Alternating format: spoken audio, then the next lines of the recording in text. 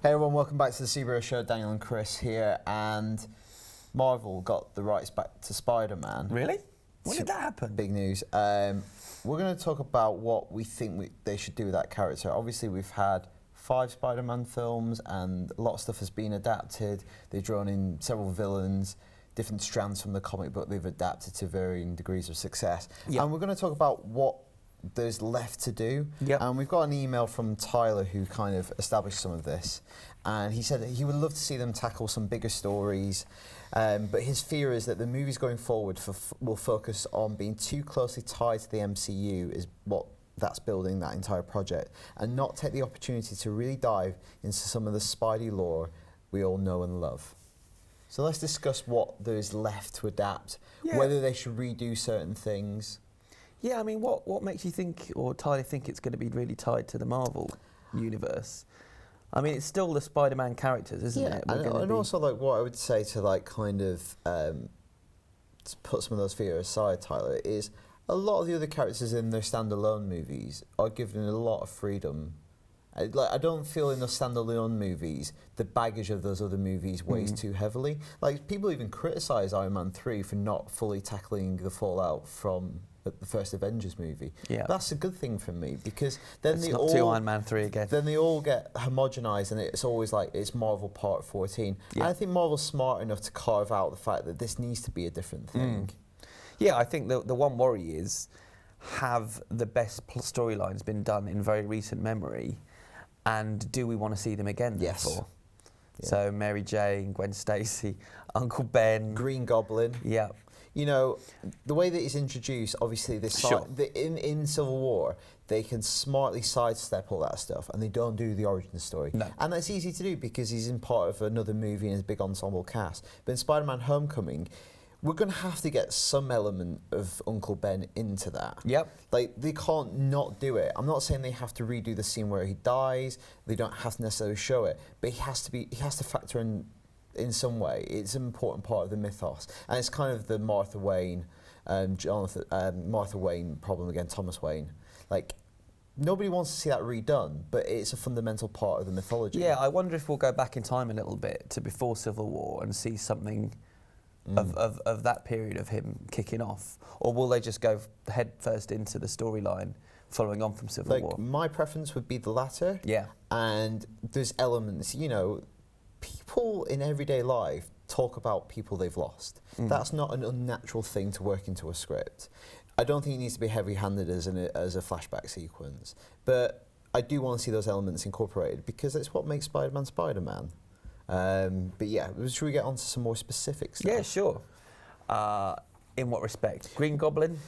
So, do we want to see another Green Goblin? Like, Spider-Man probably has the strongest rogues gallery in the Marvel universe, and while Batman, like, I think the Joker always needs to be redone, there's no one villain, I think, in Spider-Man's rogue gallery that is as essential as the Joker. That he is that counterpart to Well, I'd say Batman. Green Goblin is kind of his nemesis, just because the damage he's wrought on his personal life. But to do that villain, you also have to give a lot of other screen time establishing the other elements.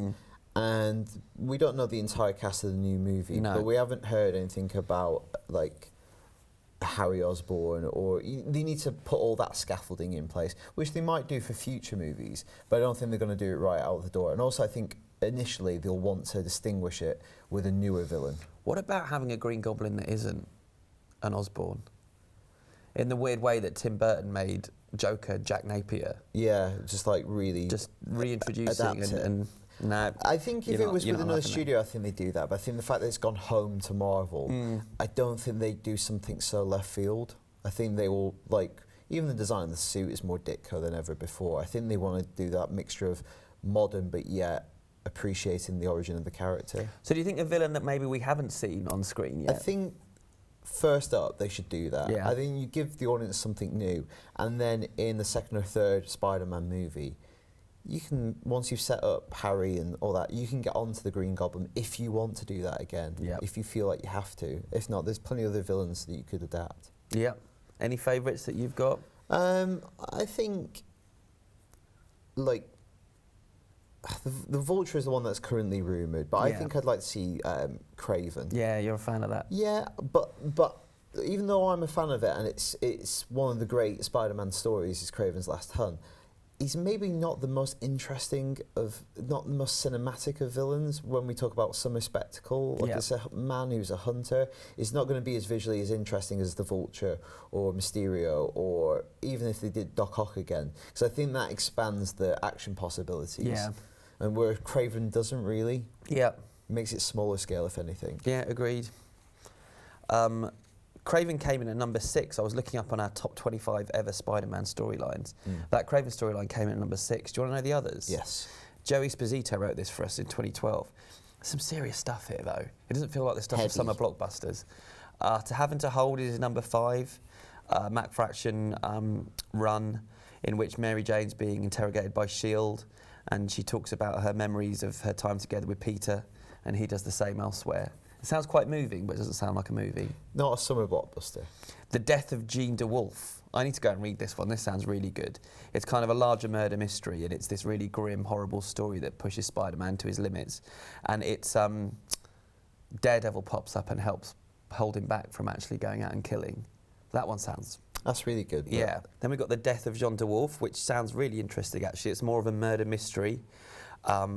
Joey calls it a grim tale that pushes Spider-Man to his limits. The villain is called Sin Eater. Not Sin Eater, from Sin Eater. Simon Cowell.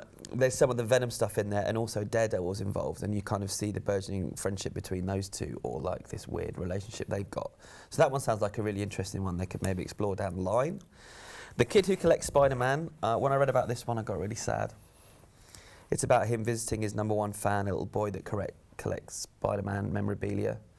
And they have a chat about his kind of origins and his life. And then at the end, Spider-Man reveals himself as Peter Parker, and it's kind of a big shocking moment. Exposes himself to a small boy.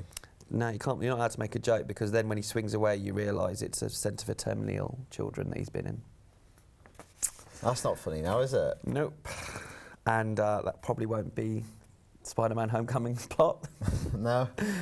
Spider-Man Blue is about his romance with Gwen Stacy, and it's Peter speaking into an old tape recorder on Valentine's Day recounting his love. Again, I think Joey's an old romantic. Yeah. That's his number 2 storyline. Again, I don't think that's going to be adapted into a big summer blockbuster. But it captures one of Peter's great tragedies through the eyes of the modern-day incarnation of the character. Ain't putting bums on seats, though. Number 1, the night Gwen Stacy died. So I guess that's something they're going to have to tackle sooner or later, because it's as important, if not more important, than Uncle Ben's death, I think, to how he behaves. But the problem with that is the most recent storyline that they've committed to film. Yeah. That's a weird thing to do again. So yeah, they're not going to come to it straight away. But I think they should do it seems what they're tying into is the fact they want to make him younger, they want to make sure he's at high school. Like if they make a trilogy of Spider-Man films, if they can hook each one onto some kind of milestone in his life, whether that's Homecoming, next one is graduation, the third one is gap year, chundering, and then the next one, maybe it's him going to the city and going to university, and that's the trilogy. It's growing up, it's a coming of age thing. And I think that's more important to me, is work out where you want Peter to be at the end of your 3rd movie. Plan it and find the most appropriate villains that work for that story. Whether they're recognisable ones, whether they've done them before or recently. If it makes sense for that little mini journey, do it. Because I think what happened towards the end of the Raimi run, and then obviously it happened almost from the get-go with the Mark Webb stuff, is by committee. We have this villain, he's the most popular. We've not used him yet, get him in. That seemed to be the pressure that Raimi was working under for Spider-Man 3. Yeah, definitely. He wanted to do the Vulture, he wanted to do Sandman, these iconic early first 10-issue run of Spider-Man iconic villains. But there's this external pressure from Avi Arad to do Venom because he's currently popular. Yeah. So I think that's more important to me. It's like, what do you want to do with Peter and Spider-Man, and find everything else I think will fall in place around it. And I really want to see him popping up again in the MCU as well, in those movies.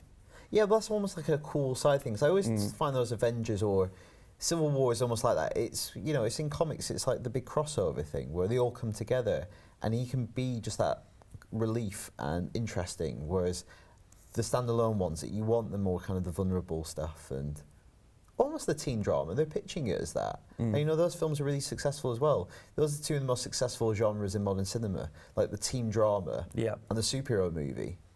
Combine them, like this, very smart. Yeah. Okay. Is that all on that front? That is all. Thank you, Tyler, for that email that sparked that discussion. Right, proper feedback bag now.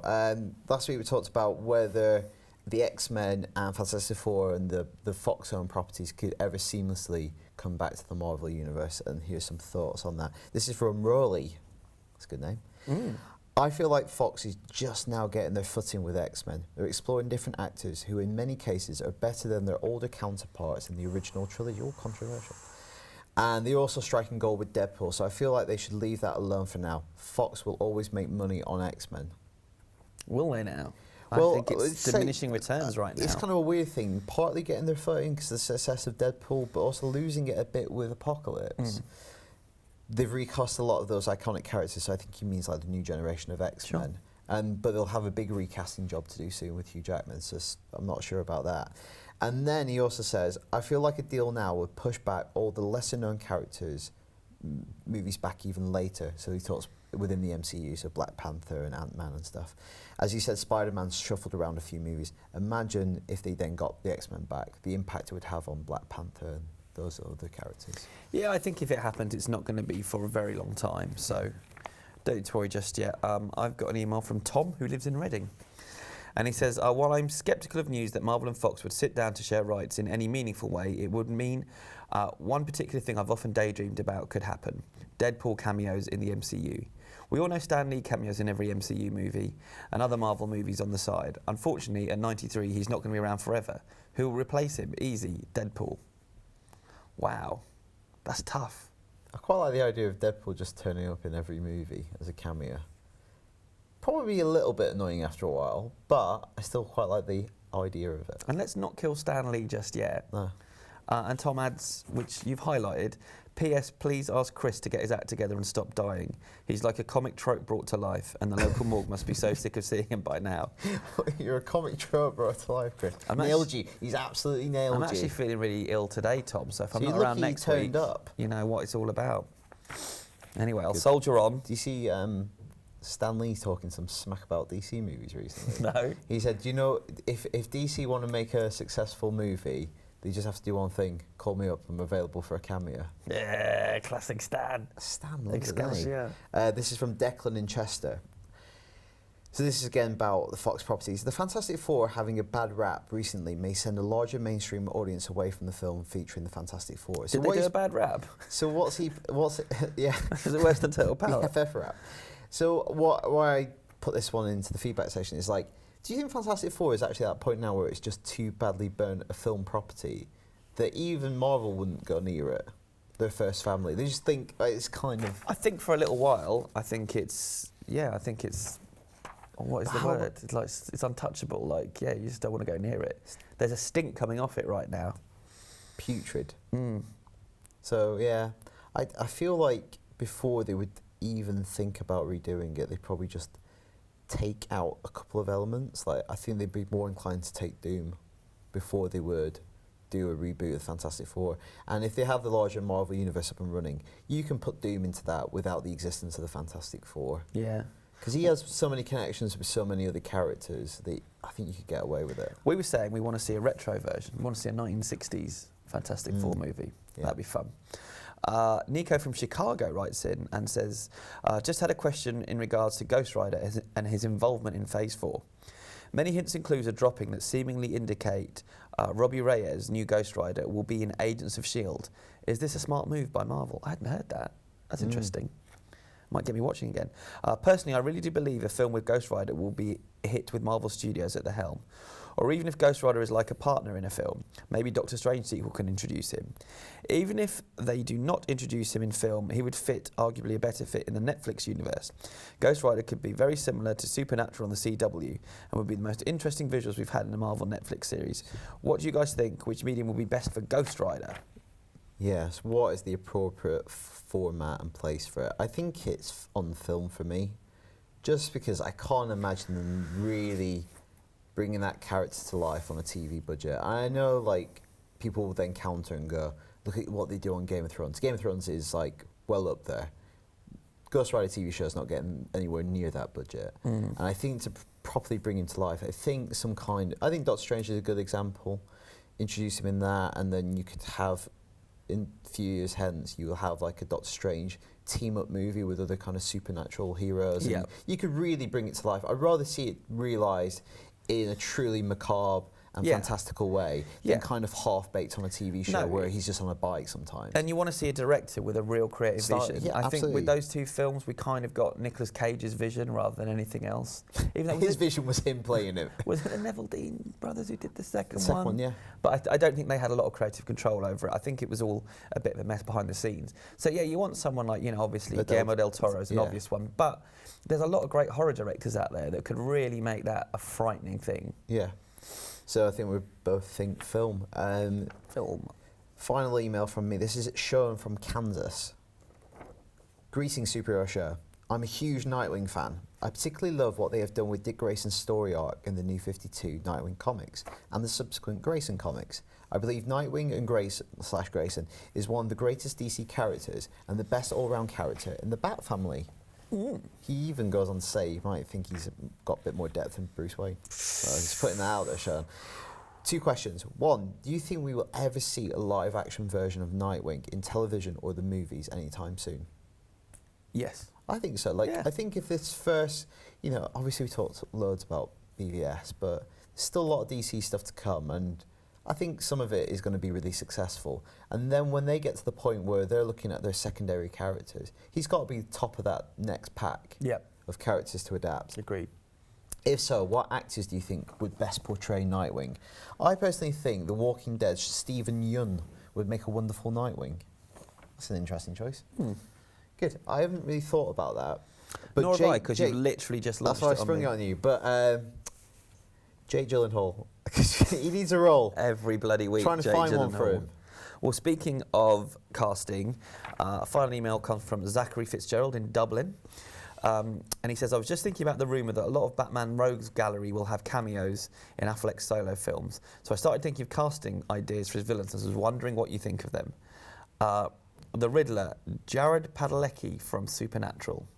Sure. Yeah? Are you a big fan of his? He's good in Supernatural. Do you know who he is? I do. I know who you mean. Yeah. I know the name. I don't really know much about his work, though, apart from Okay. Hush/Thomas Elliott. Matt Damon, considering Ben and Matt are best friends in real life. I do like the idea of Matt Damon turning up in one of these movies. that would be really cool. Yeah. That'd be really cool. Also, as a kind of a reveal, like in Interstellar. Yeah. No, like it. What about Deathstroke? Who's that guy? I don't know. Joe Manganiello? Well, yeah, that's how you actually say his name. So, Mango, finally, you got Manganiello. Yeah, I mean, I was always saying that. yeah. So, Big Joe for Deathstroke. He's a must, apparently. Big Joe. He's massive. Mighty Joe. And that would be his second superhero movie, wouldn't it? Flash Thompson. Flash Thompson. Poison Ivy, Christina Hendricks from Mad Men. Mr. Freeze, Carl Urban. Yeah. And then this is very much my favourite. The Penguin, Stephen Van Sant from The Sopranos, aka Little Stevie Van Sant from the E Street Band. Such a weird choice. He'd be an amazing penguin, with a bandana. He'd be an amazing penguin, and he could do the theme tune. Cool. Thank you so much for all the emails. We've got so much feedback. We got loads on suggestions for Phase 4, which we'll tackle in a future show, but we're reading all of them. Yeah, and we didn't do Batman v Superman like we said we would because we couldn't get hold of the film yet. Yeah.